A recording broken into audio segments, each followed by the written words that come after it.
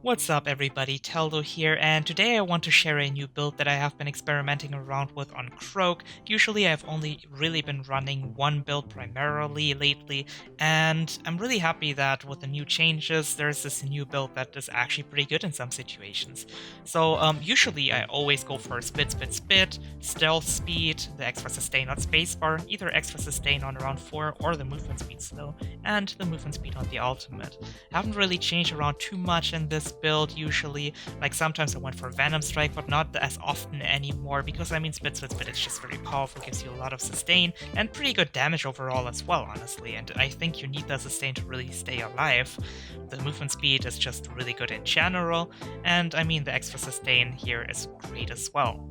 Now this is a build that is very good in pretty much every situation. It helps you to just stay alive with your spacebar sustain and everything. You can stay in the fight and just really take some damage from your opponents. You don't really have a counter or a directional shield or anything like that with Croak. So it's hard to stay alive sometimes, but the sustain just helps a lot with it, right?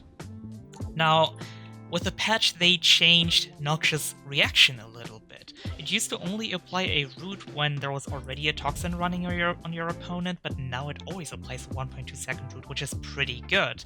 And I've been trying around with this a little bit. It also reapplies a toxin on your opponent when you already have one running, which is nice. It's not really a huge benefit though. And you know, normally, if you don't go for that build, if you don't go for anything that amplifies your dash, dashing through enemies doesn't really do much, right? It deals 10 damage, has a 0.2 second cast time, and when you dash behind a target, you can't even follow up on it most of the time, right? Like imagine I'm attacking this Lucy and then I dash through her, and then I just put myself out of range, right? It kind of sucks. I have to run back to her and she can like start running the other way in that time, so I basically just get myself out of range most of the time when I use it. With Noxious Reaction, I can root the target and then just run back up to the target and keep dealing damage this way, which is nice, right? It also just helps a lot for your teammate, obviously. Another thing you can do, you can dash through someone and then jump back on them immediately, and that's just 18 extra damage, and it's nice. It also resets your attacks, right? So that talent is really good in some situations if you can hit it. You can also pair it up with Jungle Toad, so you get the extra sustain after this jump, which is amazing and can really help you stay alive and make up for some of the missed sustain that you don't have if you don't have double Toxin Mark. But today I want to talk about the Trickery build together with Noxious Reaction. You can go for a hybrid build as I just mentioned, but this build allows you, when you dash through somebody, to reduce the cooldown of your camouflage by 2 seconds. And it's really powerful, right? Like you deal some damage to them, then you dash through, and 2 seconds less cooldown on camouflage can be huge because, you know, this game is very much about just trading cooldowns and getting a little bit ahead on your opponent with your cooldowns, and your camouflage is basically your strongest ability with Croak. It's your main pressure on your opponent, it resets your attack speed and everything. That's like the one time when you can really deal damage somewhat reliably and just burst somebody down. And having that 2 seconds earlier most of the time is tremendous. The crazy thing about it is it stacks as well, so you can hit a target and then you can dash through 2 targets, and 4 seconds less cooldown. It's crazy. I can already stealth again, and it really messes with opponents, and they oftentimes just don't have their cooldowns up to really react to it, right? And yeah, it's very, very strong, but you will miss a lot of sustain with this build, and you will have to watch out that you just don't die horribly because you don't have any of those counters or whatever to keep you alive.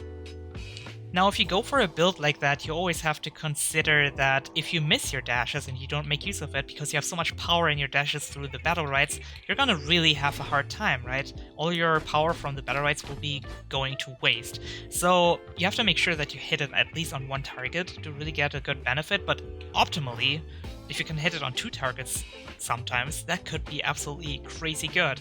And, well, on which teams does it really work well? On healers and melees. And I already realized that the root is really good on Lucy because, I mean, if you root her, she really gets punished by it. She oftentimes just tries to run away and kite you with like maybe a knockback on her potion or a knockback on her barrier, and just rooting her for yourself and your ally can help a lot there already.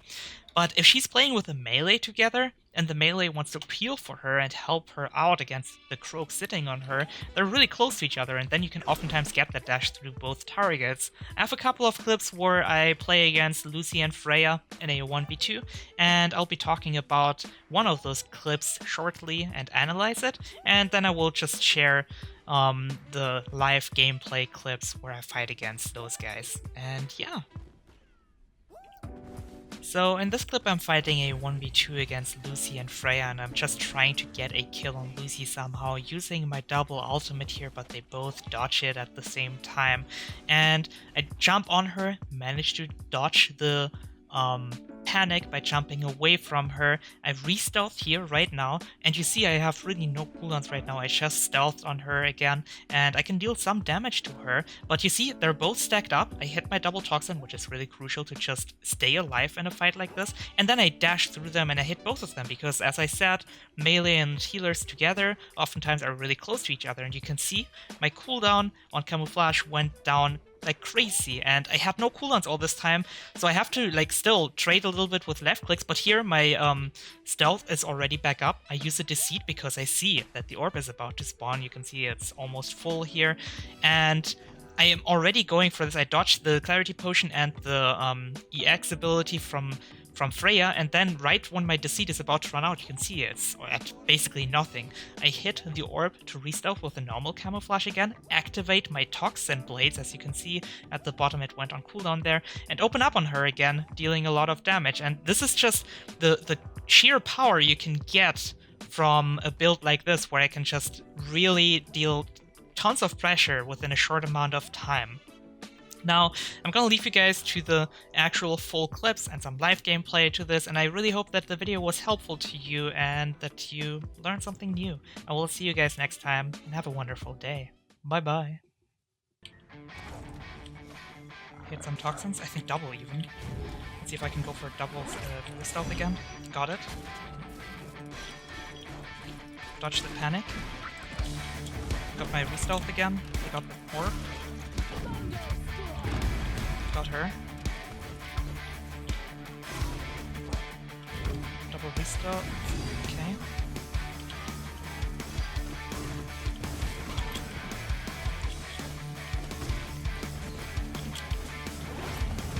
Shit.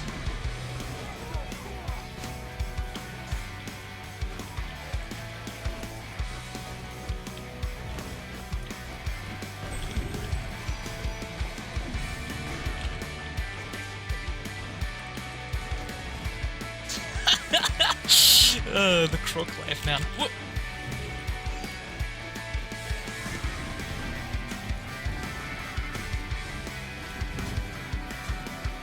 Let's re-stealth.